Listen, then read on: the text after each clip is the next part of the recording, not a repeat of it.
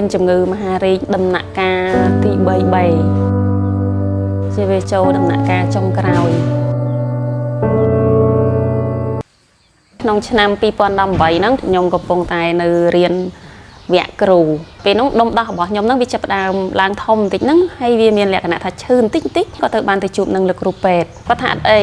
អញ្ចឹងក្នុងអំឡុង2018មក2019ហ្នឹងចាប់ផ្ដើមឈឺខ្លាំងខ្ញុំក៏មកខាងការលម៉ែតនឹងតែម្ដងបន្ទាប់ពីខ្ញុំច្រឹបសាច់រួចហើយខ្ញុំបានទទួលលទ្ធផលគឺធ្វើឲ្យខ្ញុំហ្នឹងភាំងខ្លួនឯងគាត់ថាអូយខ្ញុំមានជំងឺ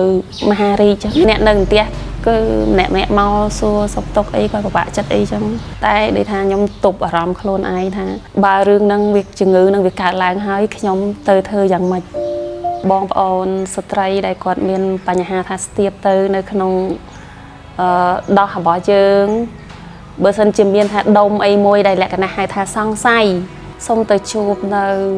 លោកគ្រូពេទ្យឯកទេសសូមកុំមានអារម្មណ៍ខ្មាស់អៀនអីបងប្អូនស្រីឬ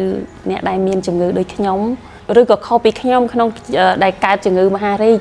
សូមកុំបាក់ទឹកចិត្តអីទៅតាំងចិត្តទទួលយកវាហើយ